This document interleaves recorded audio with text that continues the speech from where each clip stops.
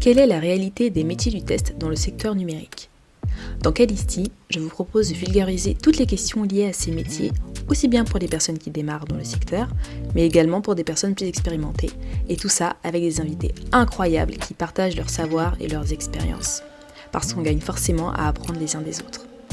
Je m'appelle Nankeda, actuellement test lead dans une entreprise du service numérique, et je vous souhaite une excellente écoute.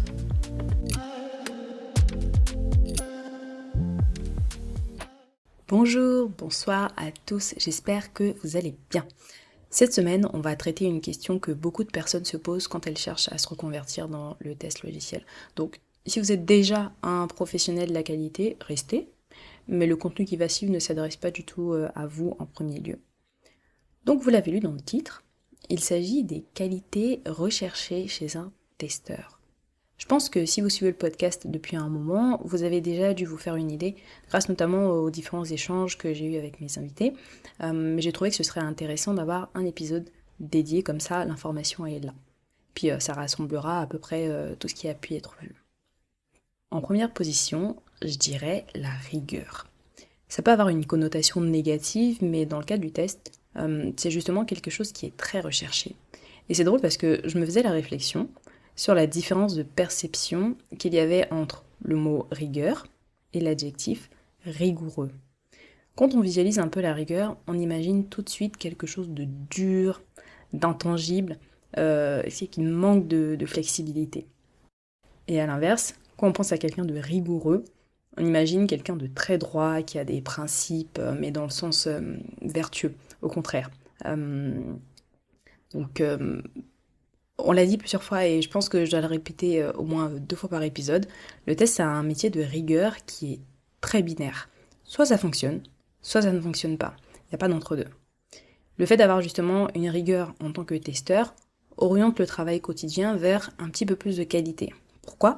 Parce que on ne laisse pas passer des détails et comme vous le savez, le test en fait c'est un métier de détail. Si dans votre quotidien vous avez tendance à prêter attention aux détails, vous êtes certainement fait pour le test. Ensuite, on a la capacité à travailler en équipe. C'est vraiment un inconditionnel. Je ne vais pas m'étendre dessus parce que je pense que ça tombe un petit peu sous le sens, mais vous ne travaillez jamais dans votre coin tout seul en tant que testeur, en tant que testeuse. Que ce soit avec d'autres testeurs, que ce soit avec des développeurs, que ce soit avec le product owner, le chef de projet, etc. Vous ne travaillez jamais tout seul. Et je l'ai déjà dit auparavant, le travail d'équipe n'empêche pas l'autonomie. Et l'autonomie n'empêche pas le travail d'équipe. Okay ? Le test, c'est un travail d'équipe. Toutes les personnes que je viens de citer, enfin tous les rôles que je viens de citer, mais ça n'empêche pas d'être autonome. Ça m'amène à la troisième qualité qui est la communication. C'est probablement la compétence, et je dis bien compétence, donnée par chacun des invités du podcast comme étant primordiale. Par communication, on entend partager l'information aux personnes concernées oralement et à l'écrit. J'insiste sur l'écrit parce qu'avec la démocratisation du télétravail et la généralisation des outils comme Slack, Teams, Zoom, les emails, les présentations PowerPoint, et puis bien sûr les plans de test, les outils de test, ça me paraît compliqué d'échanger avec quelqu'un pour travailler si on est mauvais communicant de base. Et c'est pas aussi simple qu'on le croit, hein. En arrivant dans une nouvelle entreprise, on va un peu épouser la manière de communiquer. Donc après, ça va être à vous de jauger quel ton est utilisé, quel ton est admis, quels outils sont préférés, quel type d'informations les autres vont attendre de vous. Car c'est très facile de tomber dans la surinformation, et oui, effectivement, les métiers du test demandent du détail, mais attention à ne pas tomber dans l'extrême, qui serait un partage en fait de détails inutiles, qui font perdre du temps à tout le monde et qui font pas du tout avancer le projet. Ces 3 qualités rentrent dans la catégorie des soft skills, ou plutôt des compétences douces, pour éviter les anglicismes à tout bout de champ.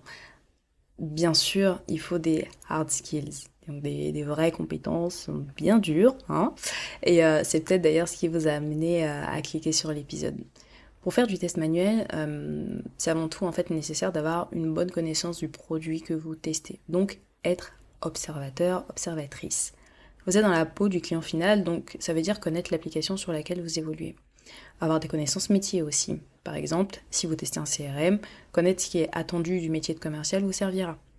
Au-delà de la compétence du produit et du métier qui utilise le logiciel, vous devez être à l'aise sur différents environnements.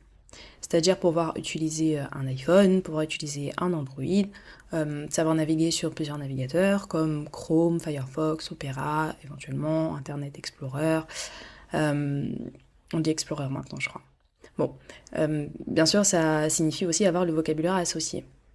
Si on vous parle d'une version d'exploitation, de cache, d'inspecteur, d'extension, de paramètres d'accessibilité, de police, de boutons, vous n'êtes pas censé faire une recherche Google pour savoir ce que c'est. Ajoutez à ça, bien évidemment, des connaissances de base en informatique. Il faut pouvoir utiliser l'inspecteur de votre navigateur. Savoir ce que c'est un header, un footer, pouvoir lire éventuellement un peu d'HTML, c'est pas obligatoire, mais c'est bien. Savoir comment fonctionne un environnement d'intégration, de pré-production, de production, une base de données, à quoi ça sert, des jeux de données, à quoi ça sert, tout ça c'est important. En termes d'outils, Excel, PowerPoint, un logiciel de traitement de texte comme Word, c'est un peu la base. Donc si vous n'êtes pas à l'aise avec Excel, formez-vous dessus. Pas besoin de savoir faire des macros, on ne demande pas d'aller jusque-là, quoique. Mais juste pouvoir utiliser des fonctions et puis générer des graphiques, ça c'est important. Parce que vous avez besoin de faire derrière des rapports que vous allez partager avec d'autres personnes, avec d'autres parties prenantes. Pour les outils de test, j'ai déjà fait un épisode entier dessus, donc je vous invite à aller l'écouter. Mais celui que vous devez absolument connaître, c'est Jira pour le traitement des anomalies et éventuellement Jira X-Ray pour créer des cas de test. Vous avez d'autres outils qui vous permettent de créer des cas de test, mais pour le coup, X-Ray c'est quand même très répandu. Pour du test plus automatisé, là il va vous falloir vraiment des bases en développement. Et même si le no-code permet aujourd'hui de faire beaucoup de choses, sans savoir coder, vous risquez d'être limité très très vite. Toujours en termes de hard skills, en tant que testeur, il faut connaître évidemment les principes du test. Et ça, vous ne pouvez pas l'inventer. Pourquoi ? Parce que c'est ce qui vous servira de méthodologie de base. On ne teste pas n'importe comment, on suit des règles et les principes du test sont là pour éviter de s'éparpiller. Bon, après c'est sûr, il faut s'adapter à son environnement. Vous serez amené à travailler avec des personnes qui ne connaissent pas nécessairement ces principes du test-là et c'est tout à fait normal parce que c'est pas leur métier, c'est pas ce qu'on leur demande. Donc, c'est à vous de les connaître, c'est à vous de connaître les règles et passer justement des certifications vous permet en fait ça parce que ça prouve que vous avez étudié ces principes du test, vous connaissez ces méthodologies, vous connaissez ces règles et vous êtes le garant de la qualité. Après, voilà, il faut s'adapter à son environnement. Si vous travaillez avec des personnes qui utilisent un vocabulaire qui n'est pas exactement le vocabulaire donné par l'ISTQB, c'est pas grave. Si tout le monde comprend ce que c'est au sein de votre entreprise, vous vous adaptez à ça et puis vous l'utilisez derrière. Même si, n'oubliez pas de garder les règles en tête. Donc, il faut s'ajuster à son environnement. Mais si vous écoutez cet épisode, c'est que vous pensez probablement à vous former dans le test et on vous apprendra déjà tout ça en formation. Dernier point sur les hard skills, savoir travailler dans un environnement agile. L'agilité n'est pas présente aujourd'hui dans toutes les entreprises, mais c'est quelque chose qui se démocratise énormément et c'est un peu devenu la base. Donc, surtout si vous voulez évoluer plus tard dans un environnement où on applique des méthodologies Scrum ou DevOps ou autres, pouvoir évoluer dans un environnement agile ou dans un environnement plus traditionnel comme la gestion de projet en cascade, ça fera de vous quelqu'un de flexible par défaut. Donc, pensez à intégrer tout ce qui est agilité dans votre parcours. Dernier élément, maîtrise minimale de l'anglais, on va dire niveau B1 au moins. Encore une fois, c'est pas obligatoire, mais c'est la langue du business. Si vous ne maîtrisez pas l'anglais, beaucoup de portes se fermeront pour vous. Voilà, je pense que j'ai fait le tour. C'est une liste non exhaustive, mais si vous pensez à intégrer le monde du test, c'est à minima ce qui vous sera demandé. C'est tout pour cette semaine. Si vous avez aimé ce que vous avez entendu, parlez-en autour de vous. C'est le bouche à oreille qui permet de faire connaître un podcast.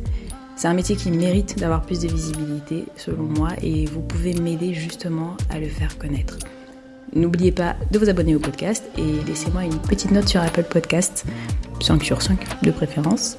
Et puis, on se retrouve la semaine prochaine et d'ici là, portez-vous bien.